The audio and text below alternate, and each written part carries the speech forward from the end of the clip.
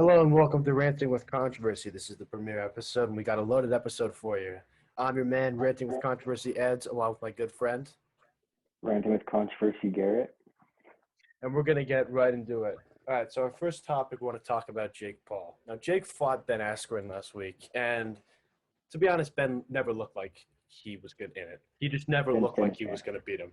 He didn't stand a chance. But the bigger issue was that he was just not in the fight. He was keeping his hands low. He wasn't guarding that right hand over the top, which Jake has literally used in every single fight. And he's just, I mean, he's an MMA fighter. He's not even a striker at that. He's a grappler. So, first off, should we be taking Jake Paul seriously? Well, I think he's a pretty good boxer for in his own right, maybe for like the YouTube level, but I don't think he really maybe I don't think he really stand a chance against anyone like KSI or maybe a UFC fighter that's more boxing based. Right, and I think that's an important point, which is we haven't really seen him against a guy that can put up any competition to him. I mean, Ben Askren, he's a fighter, but he's a UFC fighter. He's a wrestler. He's not a striker. Even when he fought in the UFC, his striking was the worst in the league. Like, we've seen him fight Nate Robinson, so he's proved that he can kind of step up to other athletes and better athletes and compete with them. We've seen him fight Gibb, who looked like he was a crab, and we saw him fight Deji in a match where both of them looked like they'd never stepped in a ring before. So I'd like to see him fight an actual boxer or KSI. I think it goes to say something about Jake Paul that he's never really in his like 4 or 5 fights. He's never really fought anyone like at his level. Maybe I don't know. He has to fight someone that's as experienced as him and on his skill level. Yeah, and I would say the two guys that are kind of on the top of my list are Tommy Fury, who's I want to say that he's midweight, but I could be wrong about that. Big dude, strong dude, and he's actually experienced with boxing. And Vidal, and he would never fight either of them because they would both beat the shit out of him. Yeah, I I mean, agree. Vidal is an amazing fighter, and I think that's not too controversial. Uh, Putting him up against a guy like Jake Paul, I think that Vidal would toy for him for like a round, or toy with him, and then he would just go for blood and kill him, like outright. Um, but to me, like the bigger issue about Jake is that he's one of the most cocky bastards on the planet. Like he called up Canelo the other week. Canelo would literally murder him. He's one of the best fighters in history. The dude, he was probably the closest that Floyd's has ever come to defeat. Like, it doesn't make sense to me. I guess he has a valid point that Canelo's been kind of dodging Lawler, but don't call out a dude who would literally murder you. And then Connor, Yeah, too. I mean, I can't say enough about the whole Connor thing because he's just it's idiotic because Connor is probably the best striker in MMA history. And the only reason that he lost his last fight was because it was an MMA fight. He didn't lose because his striking was poor. He lost because he got worn out early by those calf kicks. yeah. I think Connor would absolutely destroy Jake Paul. Like maybe not even one round. I will go on record as saying if Jake Paul wins, I will get his arm tattooed on my arm. He lives. Or sorry, I'll get his face tattooed on my arm. Like, it's that slim of a chance to the point where I'd put every cent that I have on Conor McGregor. Now, another thing that's coming up, which probably slightly more relevant, is the NBA playoffs. I think that the NBA season's coming to a close. Yeah, you're a Knicks fan, aren't you? Yep. Tom Thibodeau, man, he's Fourth been seed. unbelievable this season. Yeah. I mean, you guys blew out the Raptors. You beat us twice. I'm a Pelicans fan. It's been a rough season, to say the least. So much potential, so many leads, so many losses. That's basically all that I can say about our season. I'm on Um, the same Twitter. All I see is people complaining about the Pelicans and like blue leads all the time. yeah, I mean, I like the new format where it's like the 7 to 10 play-in tournament because it gives teams that are like in the 11th and 12th position actual motivation to play for spots as opposed to just tank the rest of the season and sit their stars. But at the same time, I mean, who wants to face like if you're the 7th seed, who wants to face like a 10th seeded Warriors in the playoffs? Who wants to face Steph? No one. Yeah, No exactly. one. That and for some reason the West Conference is just loaded this year. There are so many good teams. There's Phoenix, the Jazz, the Warriors, the Lakers. New Orleans could probably beat half the teams in the East easily. It's just, It makes for the four seed. yeah, exactly. It's just like the level of competition is unbelievable. And so you really are giving an incentive to the teams that are really good, but just not quite good enough to get into the playoffs. But I mean, the Pelicans to me are one of the most interesting teams in the NBA right now because they have that star power to get there. It's just a matter of closing games and a matter of coaching, in my opinion. Stan's been terrible. He's been a cancer in the locker room. He's been terrible with his on-game management. You've had multiple veterans that have blown leads late in the game. Like Eric Bledsoe the other day. He said in his post-game press conference that he wasn't focused. That's not a veteran thing to say. Rookie thing to say. Yeah, Definitely. exactly. And so I'm kind of just like, at this point, if you're New Orleans, are you trying to tank and form like a big three? Because you've got a really important game tonight. We're recording this on a Saturday against the Spurs. If you lose that, you're 4.5 games back of getting into the playoffs with less than 10 games to go. I don't think that you can reasonably make the playoffs, especially with your current away form. I don't think that would happen either. The Pelicans, they have to win tonight. Yeah. And on the Knicks side, I'm so impressed with Derrick Rose. It's been really good to see his comeback. I mean, I think they dropped like 18 points today, but it goes beyond that. He's impacting the game in all ways. He's moving the ball well, he's setting up the offense, and really, he is that third star that they needed besides Julius Randle and RJ Barrett. Yeah. I think that one thing we can criticize Tom Thibodeau on is Elfrid Payton starting every game because I don't see a reason for that at all. Yeah, I guess if you have a guy like Derrick Rose, who's just, I wouldn't call him rotting away on the bench because he's doing the exact opposite. He's making an impact on the game. But if you have a guy like Derrick Rose and he's playing at the level that he is, you got to start him. And I have the same criticisms of Stan. Why is Eric Bledsoe playing every game, especially at this point in the season? Yeah. Um, Now, separate from the NBA, people are really pissed at Americans right now, especially American soccer fans. And the reason Yeah. is because the ESL just had their whole drama. And it's really not a good situation because you have a bunch of teams that tried to leave their respective leagues and specifically UEFA. And now there's a matter of punishment because they all came back with the exception of Arsenal. By the way, I have no clue why Arsenal hasn't come back yet. They're just gonna play on their own then. Like what are they doing? I mean, I don't know because my speculation and my opinion is that every team that was involved with it should be deducted 20 points. If that happens to Arsenal, they're in the relegation zone. Yeah. So, So maybe they're just staying there. I mean, having them not leave the league when they're the only English team in the league, when City's pulled out, Chelsea's pulled out, Liverpool, United, all these teams, Tottenham, they've all pulled out. It's kind of ridiculous to me. And Stan Kroenke, I think, is going to be highly pressured to sell Arsenal, but I don't know who's going to buy it. So No one that's wants the it issue. down. Yeah, exactly. I mean, look at Newcastle. They've been trying to sell for years, and yet nobody's done it. Uh, but what do you think the punishment should be for the teams that were involved with it, if any? Well, I think it should be more like on the owners, not necessarily the players. So maybe big fine and point against the team too. So point deductions. Maybe not like 20 points, 10 maybe 15. Yeah, but I mean, if you look at the history of points deductions and you look at teams like, let's say Wigan got deducted, I want to say 12 points for a financial violation. And that was just being poor with their money. Trying to, I mean, I wouldn't say ruin football altogether because that's a really extreme usage, but trying to leave a league essentially, it could be used. But I think it's a bit unfair to the teams. So, I mean, trying to leave your respective leagues and set up your own super league just for financial purposes, I think is deserving of at least a 20-point deduction.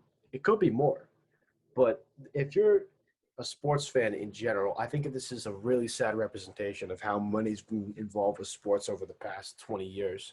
I mean, look at the inflation of values, even like in like the transfer market. 20 years ago, 20 million pounds would have gotten you a world class player, and now it barely gets you the likes of Ben Godfrey. Yeah, inflation and all that. And there's also the fact that small clubs will be pretty much left in the gutter. I mean, like, I'm a Southampton fan, and I know that we aren't that good this year. We've been terrible since January. We've won like 3 games. But I think that the big clubs are just doing it for money. And yeah, Well, and I mean that's the issue to me. Is like Ralph Hasenhurtle, I think, has done a fantastic job with Southampton, especially with the players that he's had. But when you start to get peppered with injuries like Southampton have been, when you start to be missing those key players like Danny Ings, and when those gaps in your team start to be exploited, that's when not having the backing of a billionaire owner starts to impact you. I mean, that's how I felt about Burnley at the beginning of the season. It wasn't Dyche's tactics that were losing them the game. It was just the lack of talent on the field. And yet somehow Dyche just managed to make an adjustment, and now they're safely above the relegation zone. I don't think Hasenhuttl has made much adjustments. His tactics have been questionable. And he's a great coach for us. He's been a great coach. Last year, he was amazing. But sometimes some of his decisions are questionable, like his substitutions and stuff. But I think we should keep him and hopefully get some more support from the owner. Right, and I would say that I have that opinion of Carlo Ancelotti, where he's a fantastic coach. He's great tactically, but some of his late game substitutions are really questionable. I've seen in multiple games starting guys like Mason Holgate, despite the fact that they've been dreadful for the entire season, is really kind of disheartening. But the one thing I will say about Carlo is that the players play for him and want to play for him, which is a really good quality to have as a manager. And I feel the same way about Hassan Hurnell. You can see how much he cares about the team. Like after the Liverpool win, which is like the last meaningful win we've had, Yeah. he was like crying on the sideline, and it showed he meant the team meant a lot. Yeah, and I would say, going back to the ESL, this is the teams that are going to be greatly impacted. The teams that they make half their profit from playing the big six teams because that's when they're nationally televised. That's when they have the most packed stands when they're playing the team like Liverpool or Man United. And so to me, it was just like a backhanded, like insult to the entire world of football. In fact, I mean, creating this European Super League, and it's not going to happen anymore because all the teams have pulled out for good reason. It's incredibly greedy, and it should be punished, regardless of the fact that they pulled out. But like I said, then it goes to how should they punish them, or how should they punish them? Should it be transfer bans? Should it be UEFA bans? Which to me, UEFA bans make the most sense because they tried to leave UEFA. I'm pretty sure Yeah, that I think Liverpool and all those clubs were trying to remain in the domestic leagues until they all banded together and said, no, you can't play here anymore. But I don't see how you can take clubs that tried to lead your organization and say, yeah, we'll have you in the Champions League. And yeah, we'll have you in the Europa League. I don't think that would work at all. And yeah, I agree. I I don't really understand. Like, it doesn't make sense from a reputation perspective because if you have clubs that are playing at a very high level, but they cannot compete in the Champions League, that kind of worsens the level of competition. And because of that, you might see PSG and Bayern winning the Champions League every single year for the next 6 years. But at the same time, it can't go unpunished when you're trying to leave a league. Yeah, I think so too. I mean, maybe UEFA might be a little harsh, but I think it's also a good punishment because they tried to leave UEFA and create their own version of the Champions League, pretty much with like the top like 10 teams in the world. Right, and I would say it's interesting because like the new Champions League format is terrible. I think everybody just has accepted that nobody likes it. But the ESL, it's essentially a domestic league. At least it's It's trying to basically an be one. American. Yeah.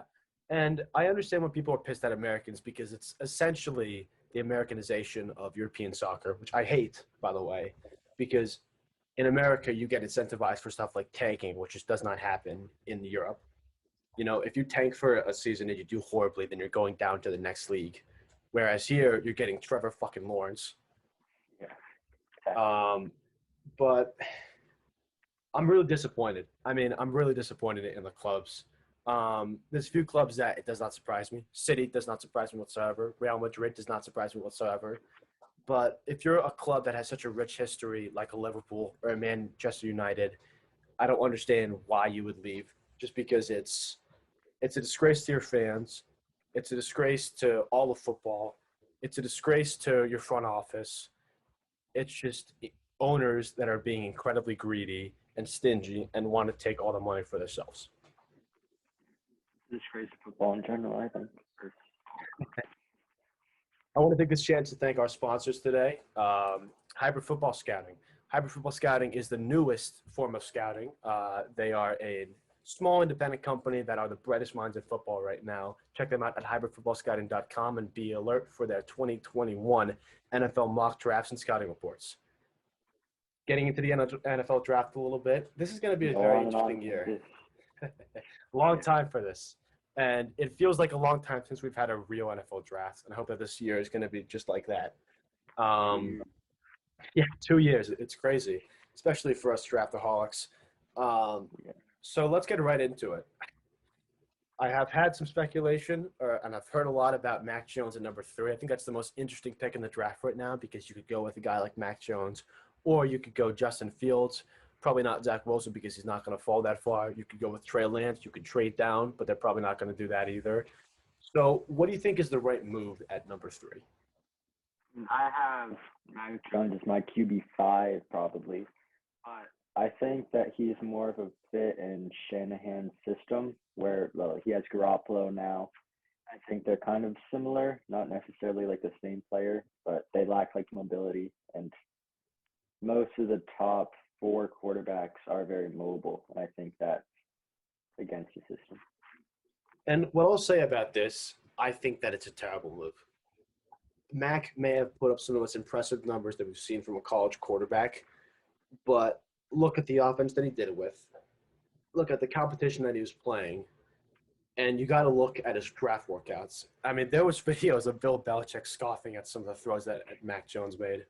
And the point that I don't understand is he doesn't necessarily fit in this system. The dude that I think fits perfectly in this system is Justin Fields. He's great throwing off the boot, which is what Shanahan wants to do. He's a mobile dude that can stretch the field. And not only that, he throws the ball incredibly well deep. So if you're like a West Coast offense or even like a run and gun offense, I think that makes a tremendous amount of sense to draft a guy like Fields that's comfortable throwing off the boot, that can escape the pocket and evade sacks, and also that has some threat when he gets into the open field.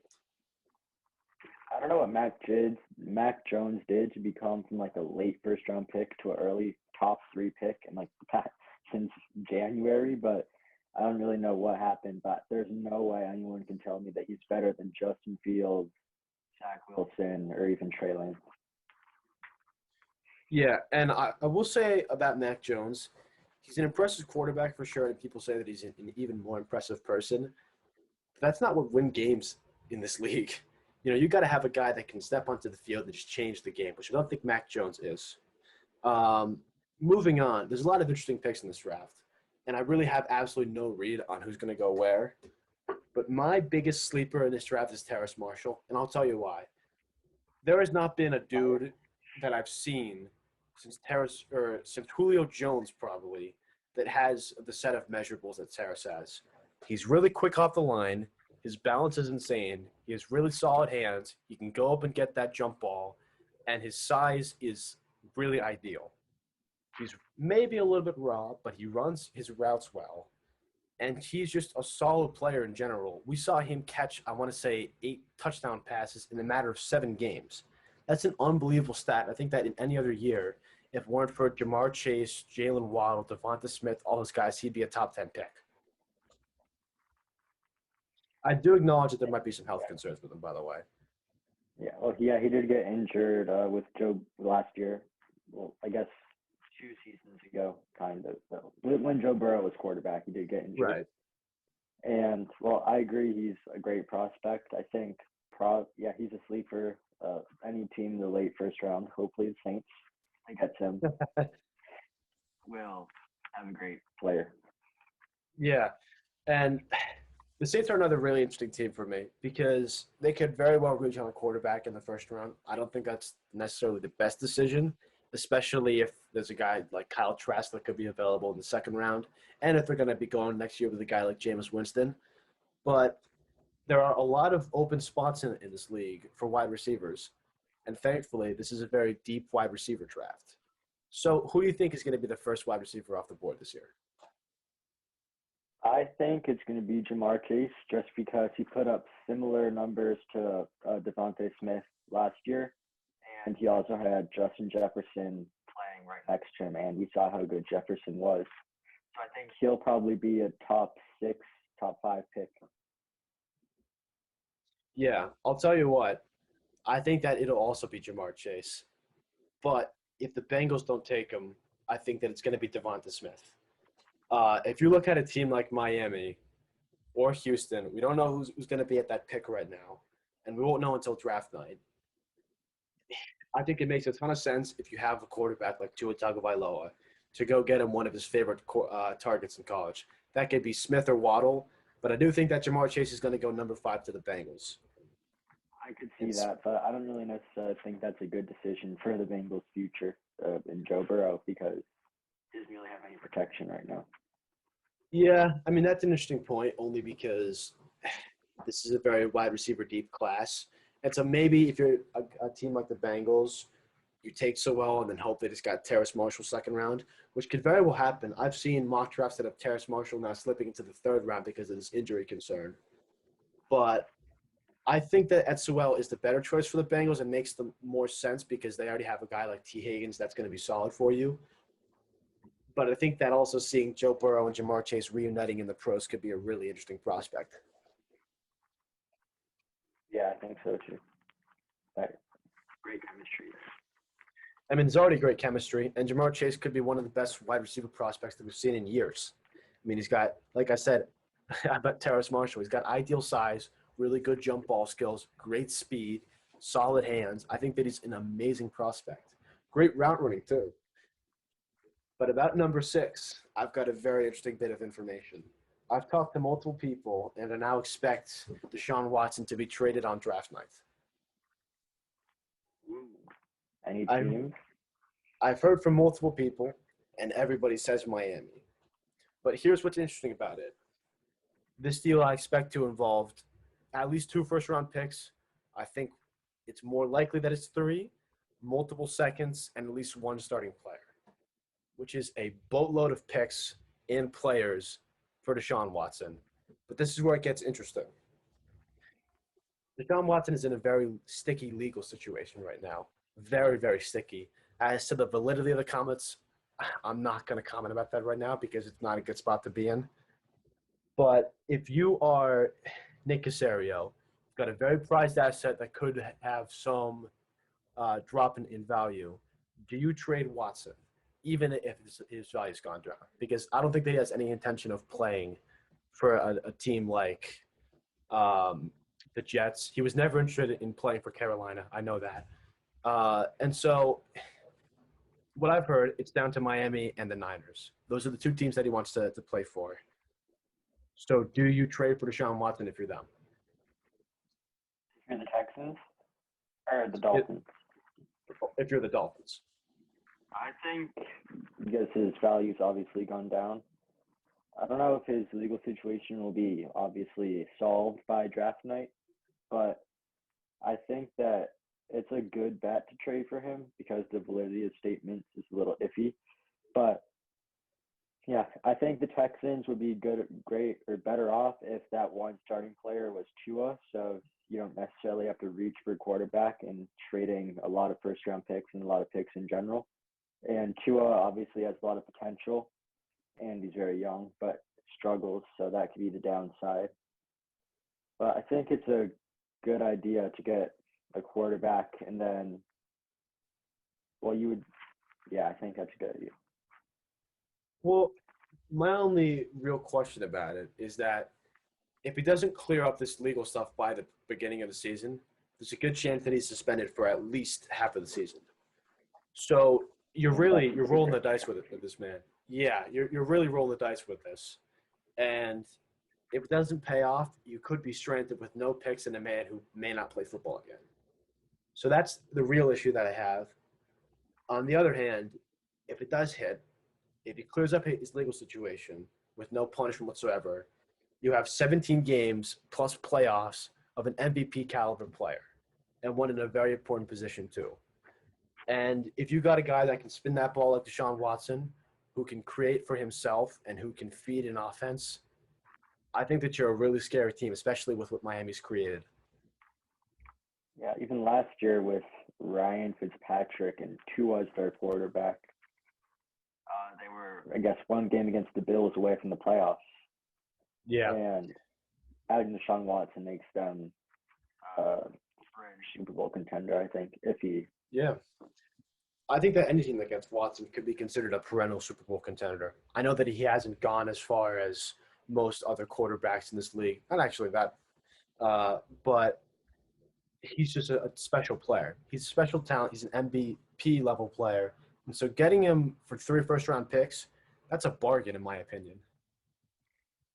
But this then brings up the question: if you do trade him, let's say Houston gets 6, 18, and a pick next year for Deshaun, who do you draft at 6? I'm personally in favor of either trading down and drafting Kyle Pitts because I think that he's one of the most unique weapons that we've seen come out of the draft in the past 10 years. But what do you think, Garrett? Well, speaking of Kyle Pitts, where do you think he's going to be taken? I think he might not get to 6. Uh, I would Take doubt that. Well, here's the thing: is there are other teams that have very, very blaring needs. So you could see a team like the Falcons draft Justin Fields. He's a hometown guy. He's a solid quarterback prospect. And if the Niners take Mac Jones, I think that you're in a pretty safe position to take Justin Fields. But if they do go with Pitts, then Houston has a really valuable pick because you get your choice of Trey Lance or Justin Fields. So that could create a scenario where Houston trades down with a team like the Broncos. Um, Personally, I've already said I'm in favor of Pitts. If Pitts is taken, I think that you got to get to his favorite weapon and take either Devonta Smith or Jalen Waddle. Reunite him with a guy that's going to make space for himself, get in the open field, and make solid moves. And I think doing that may increase his production just a little bit because I've talked to a lot of people. Tua is a very limited quarterback. That's what everyone's saying about him. But if you fill the offense with weapons that suit what he can do best, which is hit guys in stride, throw a very pretty deep ball, I think that you got a solid quarterback. Maybe not a dude that's going to change the game like Deshaun Watson, but you've got a solid starter. Yeah, and adding someone that he's very familiar with, and whether that be Waddle or Smith, I think that opens him up to be a better quarterback, like you said. Yeah. So who do you think is the most overrated player in this class? Because that's an interesting thing. I've heard people say Trevor Lawrence, which to me is a bit out. Yeah. Although I think that Mac Jones is pretty like universally accepted as being overrated at this point. So a sleeper underrated overrated pick. Let me think about that for a second. Well, Kyle Pitts, he's a great player. Obviously, I would take him in the top 5. But people are saying he's like the number 1 overall player in the draft, and he's like the best. He has potential to be like a top 3 tight end when he comes into the league. Yeah. Oh, he does. Well, yeah, I think he might be a little bit overrated. That's controversial. Ranting with controversy, but yeah. Well, this is where I get into a rant right here.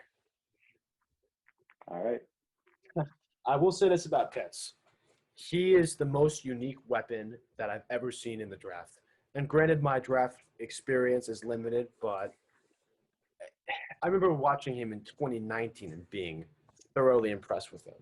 He's so big and strong and fast and long that he's a nightmare matchup for any DB. There's only one dude that had matched up well with him, and it was J.C. Horn. And I'm now believing that J.C. Horn could be the next Jalen Ramsey. I think that could be true. And speaking of J.C. Horn, I think another controversial take. He has the potential to be CB1 from this class. Oh yeah, compared to no, I Surtain and thoroughly Farley. agree with you. I mean, people are hyping up Pat Surtain and Farley. If you look at J.C. Horn's highlights, to me, it is criminal that draft boards have him rated outside the top 20. He is unbelievable in press man coverage. He can play zone really well. He fits into every scheme imaginable in the NFL. He's super big, strong, agile, quick. He's just an incredible player overall. In fact, I'm hoping that if Houston gets that first round pick, that he might be available for us at 18. Hopefully he falls to the Saints pick. Maybe we trade up because Joe Horn, J.C. Horn. Joe Horn Yeah, needs that to would, play for J.C. Horn and Marshawn Lattimore, that would be an unbelievable defensive backfield. But Houston really needs a new center back, or not center back, cornerback, because our situation right now is dire. And by the way, I feel like no good cornerbacks ever go into free agency, which sucks because cornerbacks are such a highly valued position that they're almost like quarterbacks. Yeah, But he's I a will good say this: cornerback to succeed. my top three player in this class, or top three players, which you might scoff at this, I think it's Pitts 1, Jamar Chase 2, Penny Sewell 3. That's in terms of value or skills Yeah, or that's just in terms of, like, regardless of position, who I think the best players in this class are. I agree. I think Pitts is definitely again a top three talent wise in this draft. But I do think that it might be a little overrated. That's controversial, but Yeah. Yeah, I consider you and I just like fundamentally disagree on that because like I said, I think that he's one of the most unique players to come out of any draft class. he's Uh, definitely like one of the most unique players. And he can play receiver, and he's massive pretty much. yeah, my only question is like, who in the NFL matches up well with him? Because he's at least 6'5", he runs 4'4", and I mean, he's got solid hands and beautiful route running. I don't No understand. Like, linebacker for sure. yeah, exactly. You got to put a safety on him and a really Jalen fucking Ramsey, good man. safety at that. I know, but then you got a wide receiver open. I mean, that's Yeah, the thing. I'll take back my overrated claim and find a new player. We'll see. Yeah, there we Um, go. That's all I have to say. I mean, think about like the impact that Travis Kelsey has on the Chiefs' offense. He's a yeah, matchup nightmare for every single team. I mean, you've got a every scheme single for that. person.